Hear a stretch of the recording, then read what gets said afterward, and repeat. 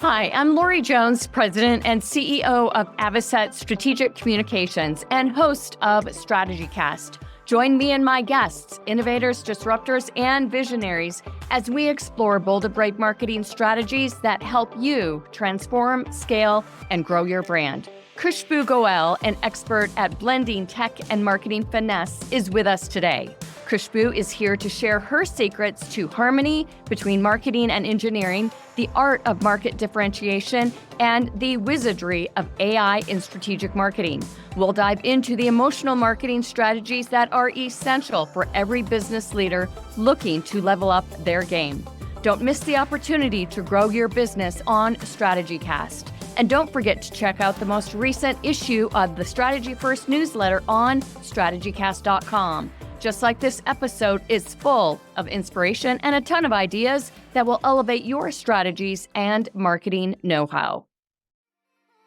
A competitive edge starts with strategy, and strategy starts with knowing how to develop one. StrategyCast is a leading marketing podcast that serves up strategic insights, trends, and tips to help separate your business from the pack. Tune in weekly as host Lori Jones interviews bold marketing leaders who have priceless wisdom and are willing to share. Each episode explores cutting-edge approaches that have proven instrumental in transforming brands into industry trailblazers.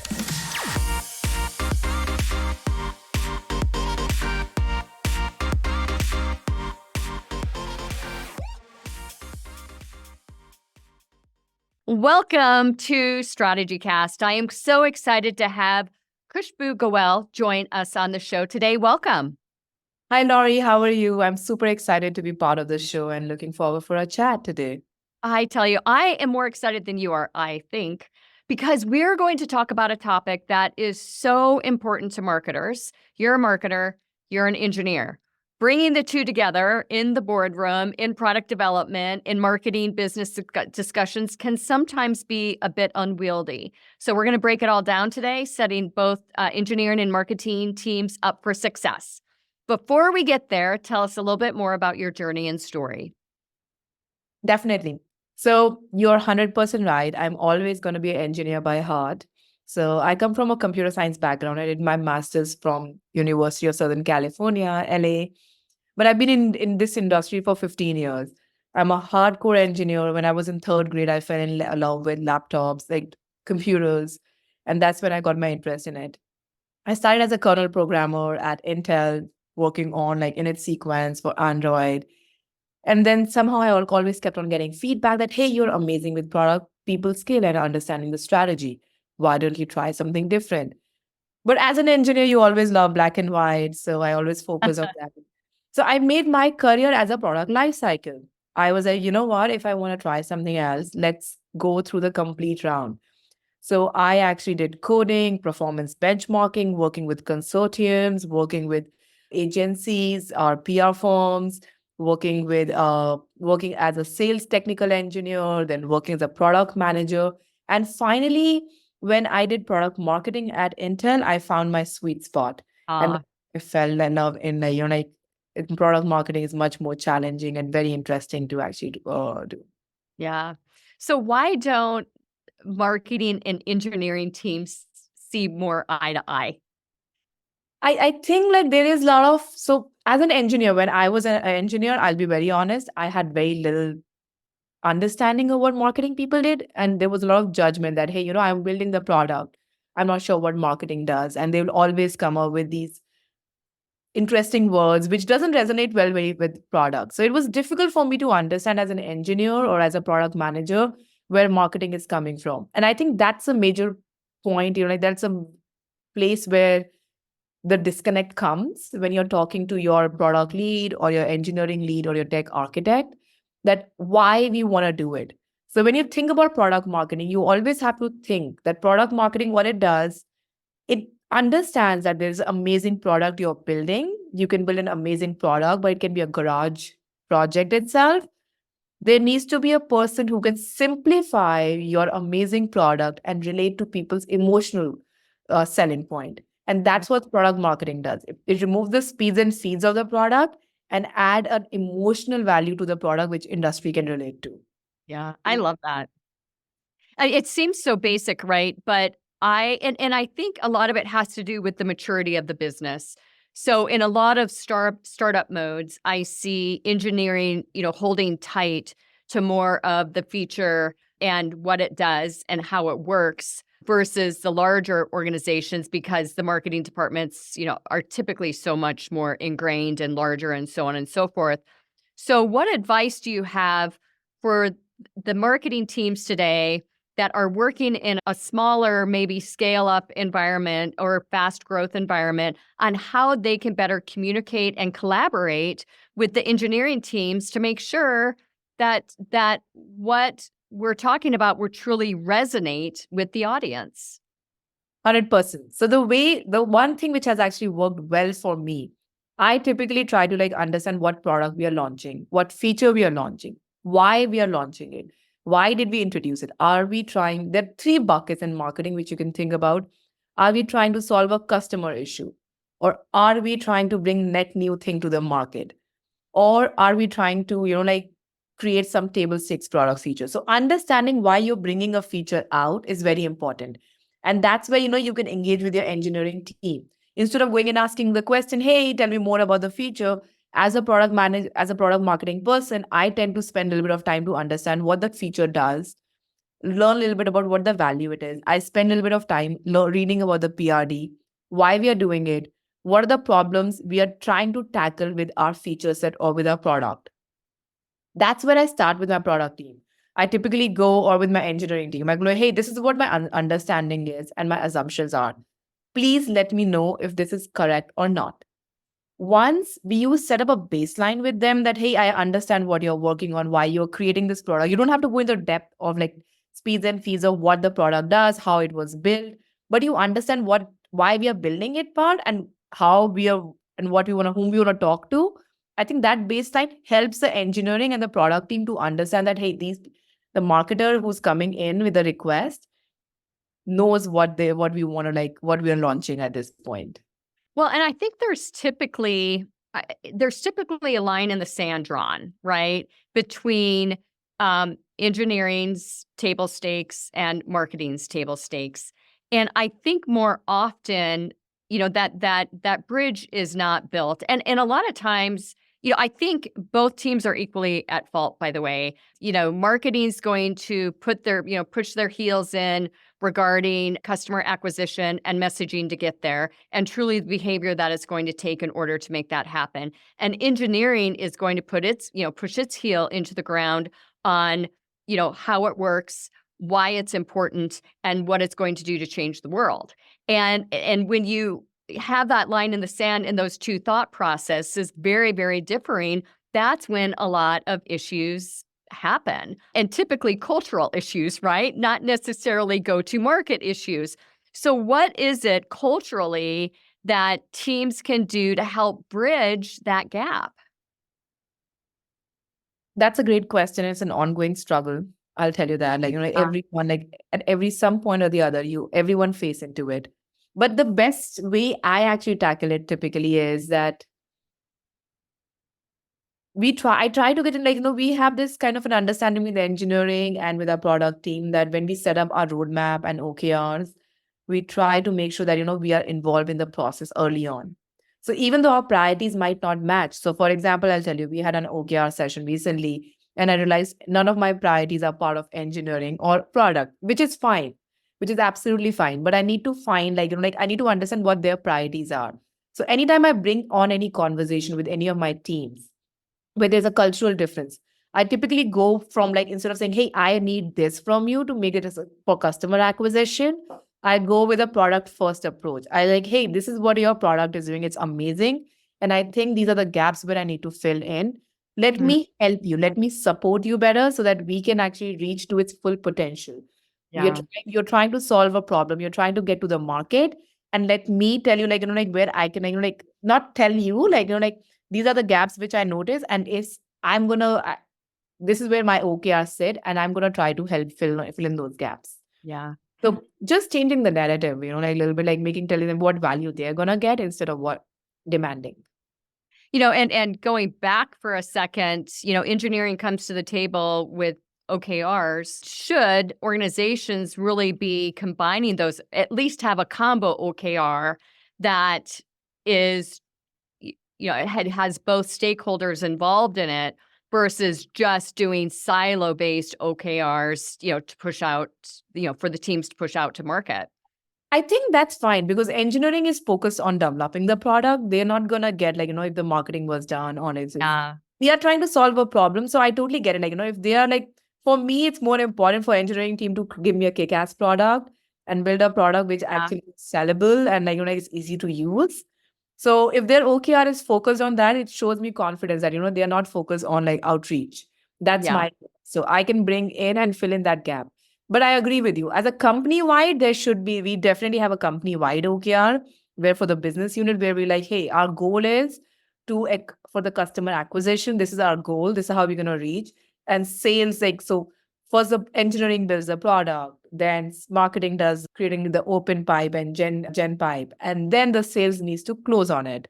So I think it's a combination of all these three orgs, and there should be a complete storyline running in the OKR, which is very important. And I see that happening.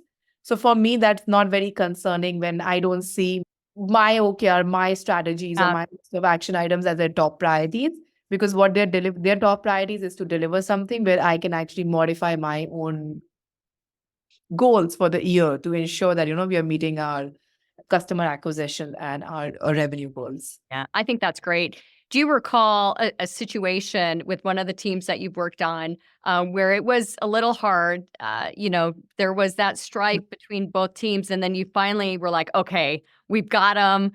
They're totally on board with us. We're going to win this.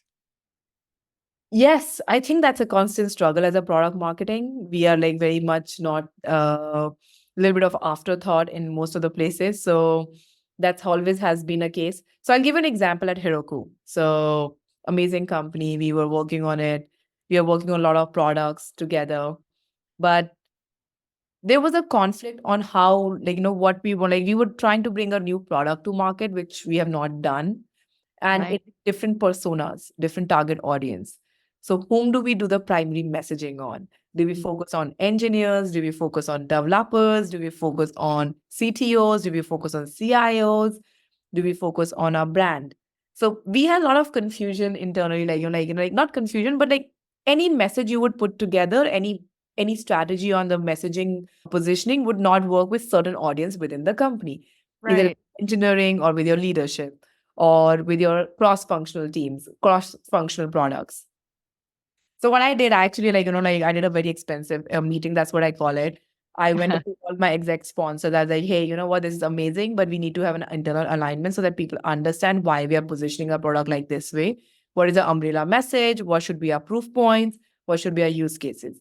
Got everyone in a room, very simple marketing exercise where, everyone got to think about the product, what the product is, who's the competition, what is the one value you want to bring, who's the audience you're targeting. Everyone filled that slide. And then eventually, we came to a point that everyone in the room had to read their slide. And the second person who would go next had to add on top of it. So what we realized that there were some emerging themes. There were 3 top themes which came across, and then there were sub themes which came across.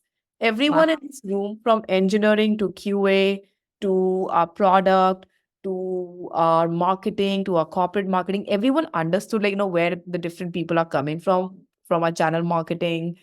All the different kind of personas understood what they're bringing in. And at the same time, there was a consensus on what the positioning and messaging should be for a very difficult product.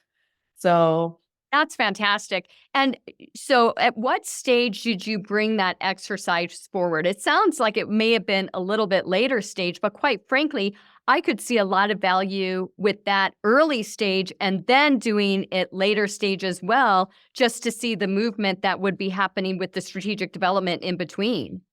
yes, so you're right. We did it on the later stage. So what happened, like any company, like a startup or a big company, you find an amazing idea, all the execs meet together. This exercise was done with executive staff where there was an alignment. But the engineering team, I come from a developer background. So I was like, oh, you know what? My engineering teams needs to be aligned of how we are positioning their product. They were not bought in the process early on because it was timely. It was about bringing to the market the right narrative and making the announcement at the same time.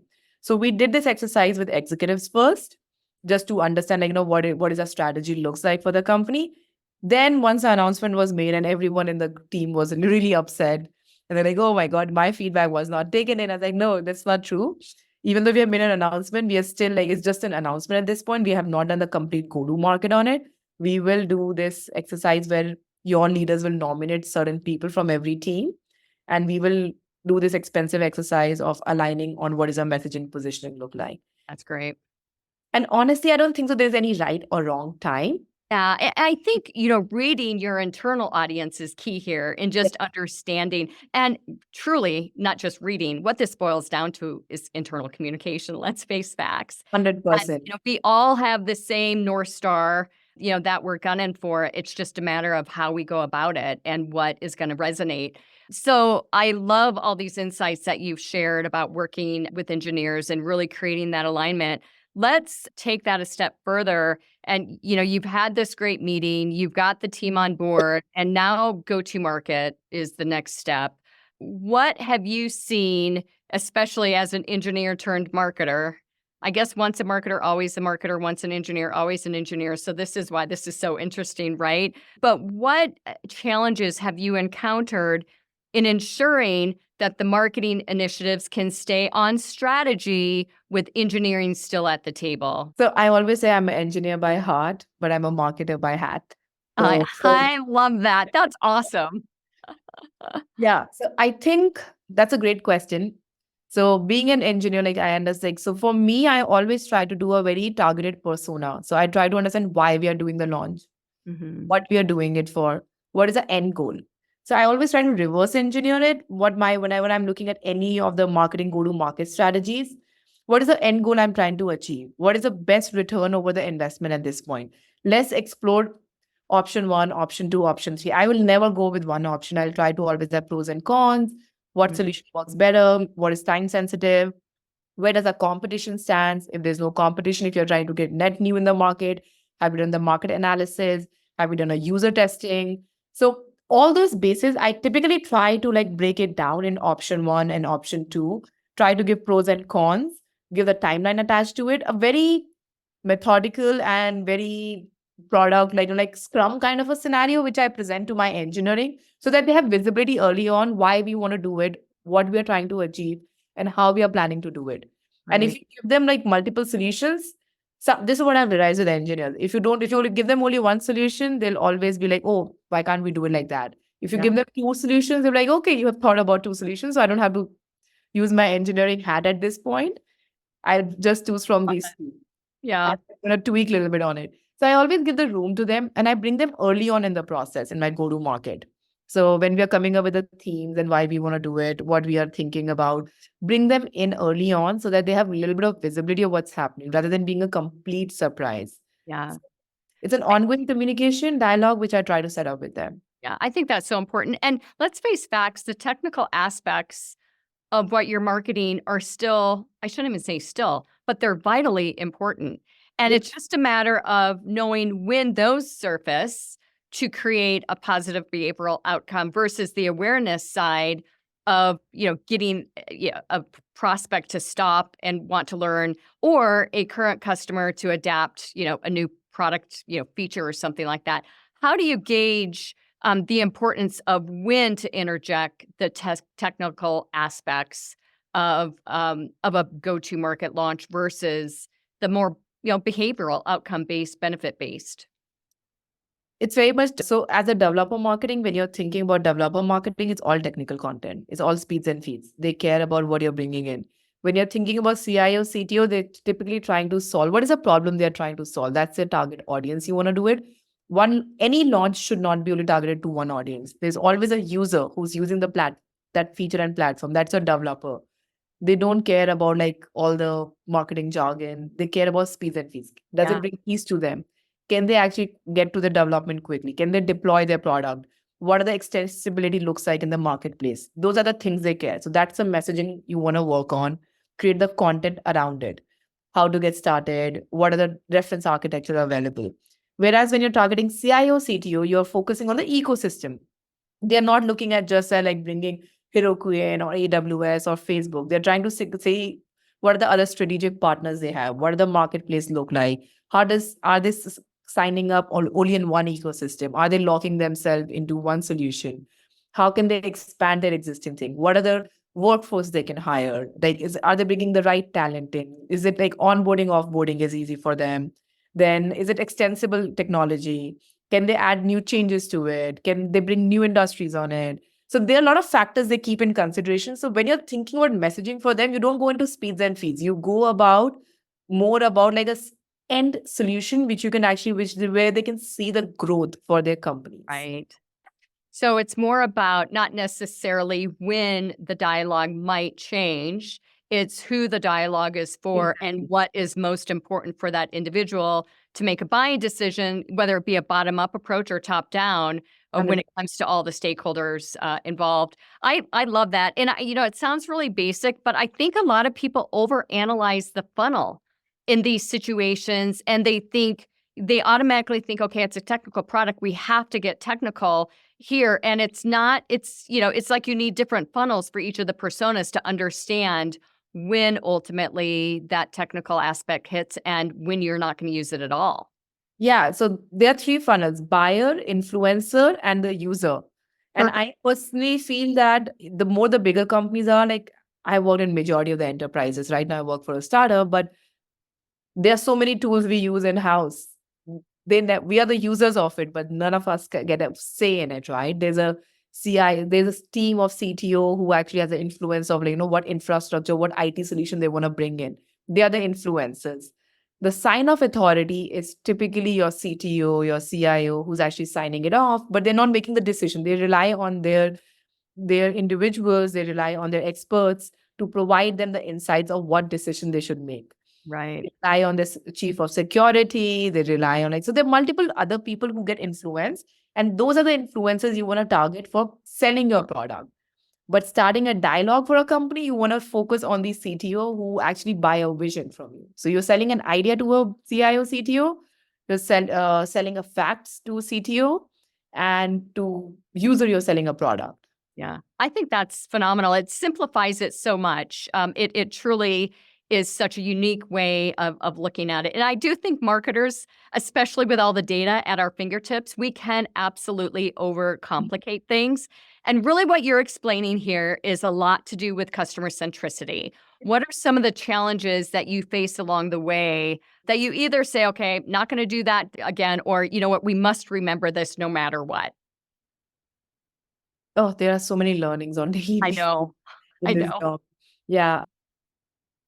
One thing which I think I absolutely don't like doing right now also is jumping into conclusions that are like this, what our customer set look like. So even though I believe in like doing very customer centric marketing and very targeted audience kind of like approach for any of my launches, I think we get a little bit narrowed down to the audience we can potentially reach out to.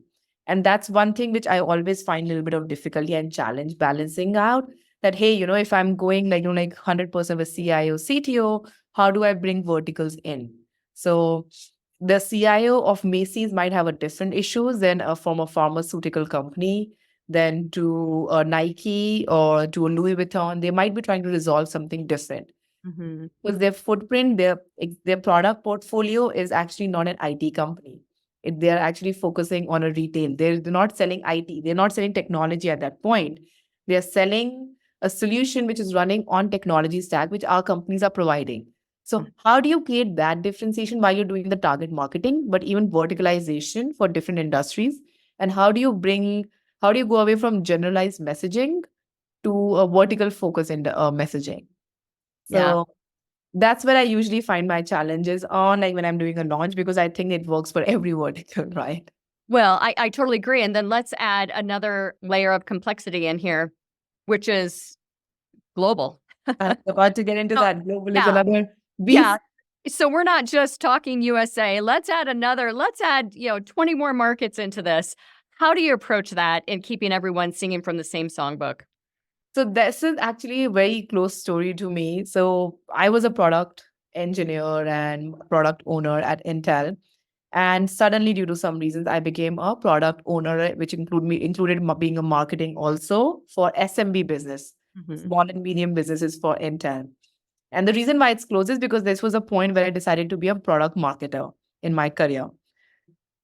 So Intel already had a huge market share. They had a kind of like a majority, like 90+%. I cannot give the right numbers here, but they had the majority of the Big. SMB market share worldwide, selling ultrabooks or like desktop or any laptops. So then my goal was to increase the MSS year over year. How do we do it without actually competing with yourself, right? If you own the market share. So we went with geolocation. We went with like 5 main regions, which is EMEA, North America, APAC, so like South America. Like we divided all the regions and we tried to understand what does a market share look like in every region. Then we went into the regions where the market share was very less to understand what are the regulations, rules and regulations placed for us to be successful in those areas. Based on that, we eliminated some other countries. And I'm sure you can guess what those countries were. Oh, yeah. Yeah.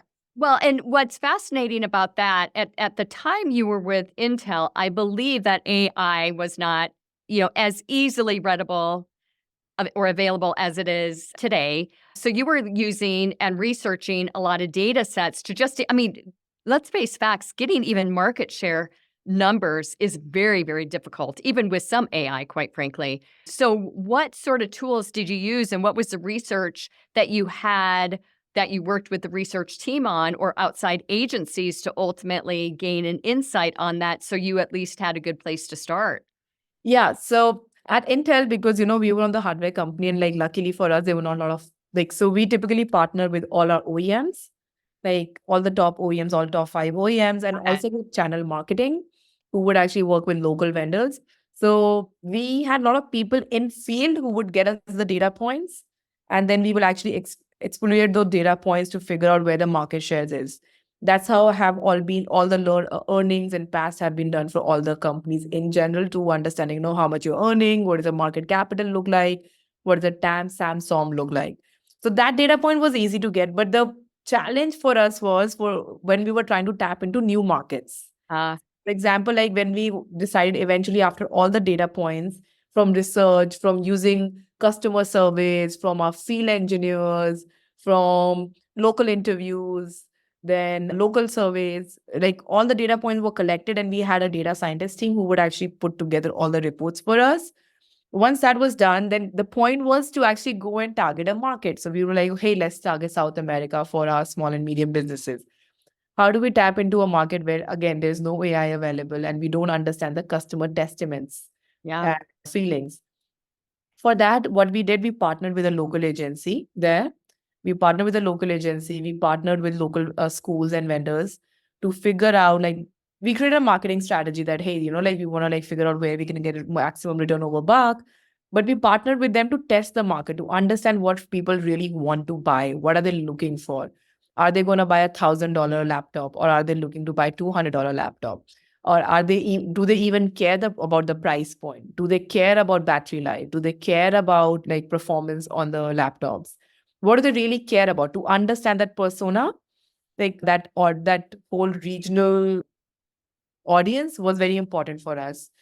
So we did spend like a couple of months just to study it, and we partnered with a lot of channel marketing team, with a lot of local vendors to get that data point, even with local shops, like stores, like Best Buy and everyone else, to understand what typically the sales get questions asked and how they're actually partnering. So relied on the ecosystem a lot at that point. I think that's great. And it's the only way to make it happen, right? I mean, you have to rely on those outside resources. Out of curiosity, what was engineering's role? So they're still at the table with, the GTM strategy, but now that you're really getting into the launch mode, what is their role? Yes, so that's a great question. So when we did all the survey and everything, we realized that hardware is important, but for these customers, for this, if you want to tap into the uncharted percentage of what Intel didn't own the share, we really need to target on the sentiment of the people. People were looking for the ease of use of these laptops. They were looking for a self model where a cake shop owner doesn't care about the battery life. They care about their books. They care about their recipes. A florist cares about who are their clients, where they're actually getting their suppliers. Mechanic or someone who's actually working as a mechanic. These are small, medium businesses. He cares about what kind of who's getting onboarded and offboarded on their platform, and they don't have access to their books all the time, their financial books. So those were the different problems. So these people express their different problems. So I was actually the product manager also for the SMB business at that time. So I had a little bit of Wow, leave. you did a lot. So I had a little bit of leeway at that point at the whole story. So I worked with my architect, my technical architect and my engineering manager at that point to figure out hey, these are the requirements for the customer. Is there anything we can actually do which is not a very heavy lift for Intel? And we can create a package which can work for these audiences and can be our go-to-marketing strategy. Instead of going with product first, we can actually go with the value we are bringing to these customers first. Perfect. And what I love about what you're saying also is, most people think that it's marketing job to learn the engineering side of everything, but it's as important for engineering to learn the marketing. And, that's where the customer centricity happens between both teams. I love that they're included. Yes. So we shared the feedback of what we want to do. I came up with a proposal of what we can actually create as a product manager. That's my job too. So came up with a product proposal. Then engineering and with the engineering and our architect, we work together on a configuration which will work for that market and industry. And instead of just rushing into it and building that product, we tested that market. We tested as a POC. We did a kind of a pilot launch to figure out whether this configuration and this new software stack can actually work for the industry or not. So we offered that. We partnered with local vendors again, provided them the hardware and the software stack, and made sure that we get the real feedback from them. Yeah, I think this is just great insight. And I wish I would have had this conversation 25 years ago, by the way. So much of what we do is tech oriented. And there are a lot of earlier stage brands too. I mean, they're scaling. They've definitely got series, backing behind them. But having this insight today that you're providing our audience and me is just so valuable. What is the biggest hurdle that marketers must overcome today to create allegiance and alliance with their counterparts in engineering? I think it's not just engineering and with the counterpart within. I think they need to keep up with the market. They should be open for changes.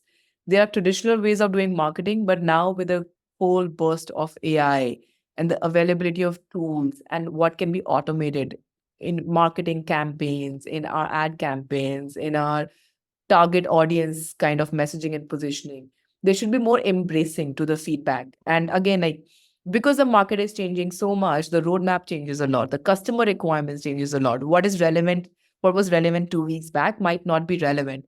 So keeping up and ensuring that there's an open dialogue all the time and the ability to make changes on the go is very important. So I think almost product marketing needs to be also part of the Scrum process at this point, or need to be more agile on their thought process. So that is one thing I think should stand out, figure out what the market needs are, how is it changing, is the product roadmap. Open dialogue is extremely important. I would recommend everyone to have a weekly sync with their product managers and engineering leads to understand what the product development is done, how is it done. It's not a product manager responsibility to provide you the feedback if there are any risk on the engineering side. So I love that. And you should bring them also in from the engineering team, your engineering leads, to be comfortable to provide you some guidance or throw in some ideas of how you can actually position their product which they're building right now. Yeah, that's great. How has AI changed even strategic development for you in gaining insights, either that are more comprehensive, quicker, different areas to explore that you may not have thought of in the past? What's your roadmap or your go-to plan there? I think AI has a huge impact on every field. So obviously there are a lot of new tools on the marketing which has changed. So typically the way I'm relying on on the GTM side, on the strategies on AI right now, is to provide me industry insights. So I definitely look into the industry insights, what's happening on the industry side, what are the risks. One thing which I like about AI is a prediction model, Absolutely. how Yeah. they're thinking about it, like world economics. Then when you think about the marketing, bringing a product to out to market, think about the time when COVID hit. It changed the complete marketing strategy for every company. I remember at Salesforce, we were for 3 weeks, we were heads down to add that COVID empathy in every marketing content we had. Wow. So it was, but again, like those predictions, like we didn't know that, when is the next pandemic coming up, like if Yeah. there is any earthquakes or any natural calamities or any of the migrations or elections, how it's going to impact, even though they're not directly related to your field, but they still have an impact on your go-to-market strategy because you need to bring forward that emotional feeling and emotional empathy in all your content. Yeah. And that's what, like I rely a lot on AI right now just to understand what to expect, how to do it. Then another place where I rely on AI and other tools are typically looking into like ad campaigns, the innovative way of doing it, rather than like figuring it out with agencies and all that, which I still partner with, but it just helps me to come up with a lot of creative content in like short amount of time, being Yeah. trying to be more agile. Well, and the nimbleness of being able to do that in A/B test and get a result more quickly, I think, is a real gift. You have shared so many incredible insights with us today. What is around the corner for you? What's exciting you that you could share with our audience today? There are a lot of things which I think excites me right now. I think for me, the most exciting thing is the new trend which AI is bringing in. Yeah. It has been there for last 30 plus years. I think more than that. It was coined in 1968 something. But the fact that people can actually use so much of data and create such kind of meaningful applications and impact people's world kind of really touches me. I'm a Yeah. pi- I fly planes. So for me, when I think Sold about that. yeah.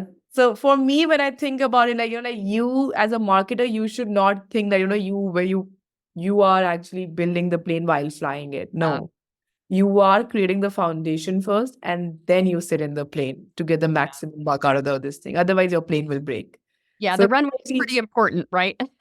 yeah, I think we keep saying that, like we are building the plane as we are flying. That's a wrong approach, but I feel you should take time to build the right foundation and then you can add features on top of it. But if you're building the plane when you're flying, it's going to break. Yeah. It can fly a little bit, but eventually you will not have a long flight. So as a marketer, it's your job to make sure that, like you create the right foundation and you help your company and your strategies to be around it. Uh, Khushboo, you have been absolutely incredible today. I am so appreciative of the insights, the gifts. This engineering discussion is something that is alive and well. It has been for 100 years. And I really appreciate you bringing insights to marketing teams and even engineers that are listening today to really help just allow teams to communicate better. So thank you so much for that. What is the best way for our audience to get in touch with you? Yes. So please feel free to connect on LinkedIn with me. I'm not very active on X. I think it's X now, not Twitter anymore. But yeah, feel free to connect with me on LinkedIn. If you guys have any questions, I'm happy to answer that. And thank you, Laurie, for inviting me. It was really, really nice to actually come and chat with engineers and with our product marketers. Always remember, you can be an engineer by heart or by hat, or you can be engineer or marketer. Just have empathy for the other person. I appreciate that so much. I appreciate you. Your wisdom today has been amazing. Khushboo, thank you so much for your appearance on StrategyCast. Thank you.